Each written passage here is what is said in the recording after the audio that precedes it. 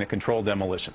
All right, so you believe that the buildings came down in a controlled demolition, right? Well, I don't believe it. I've looked at the evidence, you're and right, the evidence is overwhelming. All right, the evidence is overwhelming to you because you're a conspiracy nut, but no, actually, all of you, I ask your viewers to take... Okay. Now, in this one, I'm sure you caught the obvious part, but you probably did not catch the neuro-linguistic programming. What exactly is neuro-linguistic programming? Simply put, it's dual meaning that is speaking to the subconscious. Now, of course, he's shaping public opinion by saying, it's obvious to you because you are a conspiracy nut. Well, remember now, people are very phobic of being called anything that goes against the norm. So if you agree with him, oh, then you're a nut, and people, they can't escape their own ego. So that's used to shape him. What you probably didn't catch is him saying, but putting that all aside, this is neuro-linguistic programming. Now, pay attention here. You're a conspiracy nut, but putting that all aside, what that is doing is he's directing your subconscious mind and your conscious mind to store that label, that impression of him. Put it aside. Keep that. It's called anchoring. In neuro-linguistic programming, because I've watched a little bit of it. I didn't need to watch it to pick up on how they do this, but it allows you to get some of their terminology down. They call this anchoring. Anchoring a thought, anchoring a concept, anchoring a feeling. Putting all of that aside means put that aside in your mind. He's a conspiracy nut. Do you see how they manipulate you? That's a very good lesson right there in neuro-linguistic programming.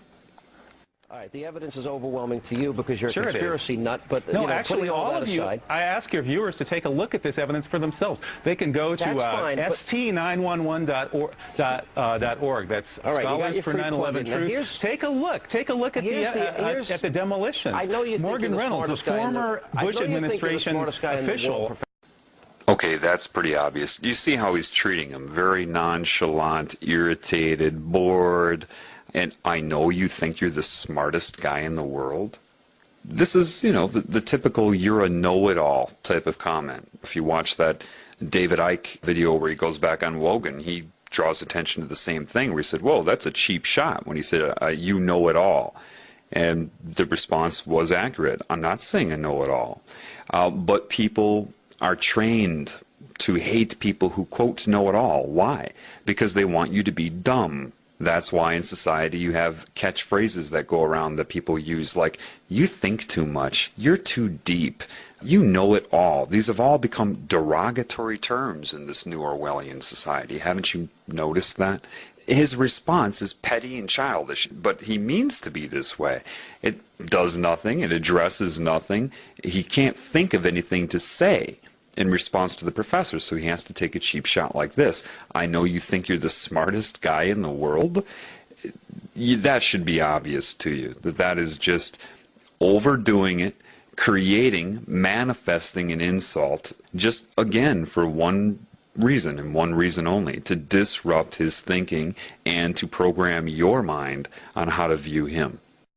Take a look at the demolitions. I know you Morgan Reynolds, a former Bush administration official, says that the Bush administration blew the World Trade Center to kingdom come. That's a direct quote from a member of the Bush administration itself. I know. They blew the World Trade Center to kingdom come. The Jews were told to leave. Well, we've heard a lot of these sick, bizarre theories.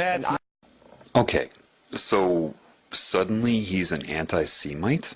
When did that come about? I didn't hear him say anything about the Jews. What he's doing here is he's trying to link him to anti-Semitism. That's what they want to do. Now, anybody that's really trying to speak the truth in this world has no interest in focusing on a group or even an individual. What they try to focus on is the problem in general, outside of any group or individual that may be manifesting the symptoms of the problem. But again, what he's trying to do here is, in your mind, link the professor to being part of a hate group, someone that's going to target a group or an individual and make you link the terms sick and bizarre to the professor. He didn't say anything about the Jewish community. Nothing. So catch that. See how he's trying to link the professor to it. The World Trade Center to kingdom come. That's a direct quote from a member of the Bush administration itself. I know. Blew the World Trade Center to kingdom come. The Jews were told to leave. Well, we've heard a lot of these sick, bizarre theories. And I don't believe any of them, but you're allowed to believe what you want, but that's not what's at hand here. Okay, now another thing, just to make you aware, again, of just how much they're programming your mind. To you, it looks like a man that said that's not the issue at hand here. You need to start learning their language. Their language is dual meaning, which goes hand in hand with neuro-linguistic programming. The issue at hand here, what he's doing is directing the professor to look at his hand. Now, why would he have the professor look at his hand? Well, if you look at his hand right now, you see it as what you've been told is the OK sign, right? Well, let's show you what it really means.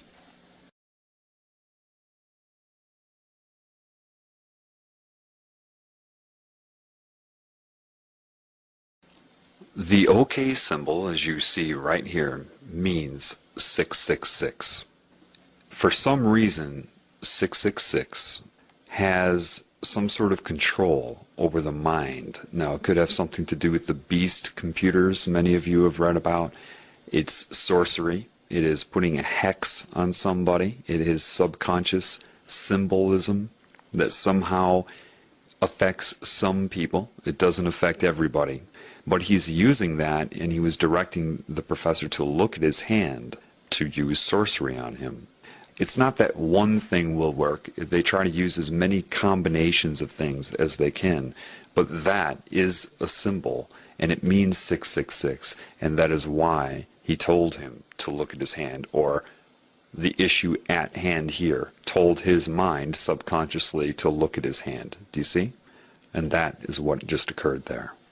That's not what's at hand here, meaning you are not allowed to believe what you want. And that also tells the population looking at him, because remember, he is also talking to people that are watching television. And so they are also instructed to look at his hand subconsciously or take notice of it subconsciously.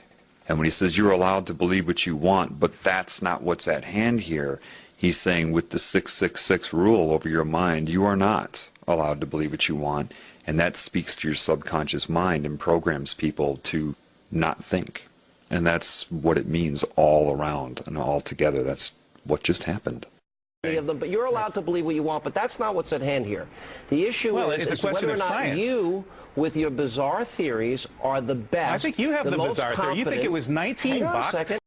Okay, again saying his issues, his views are bizarre, right? But the reason he puts up his pinky there is because that is the weakest finger, that it would imply a small penis, not a potent man, using that in reference to him, saying that he is impotent, that he is bizarre, that he is weak, and that he is of the pinky. And that's why he chooses, of all fingers and all gestures, to speak about his theories, he puts his pinky up. And these are all subconscious sorcery methods. Again, sorcery is not some guy wearing a magician's hat. Part of sorcery is speaking to and manipulating the conscious mind from the subconscious.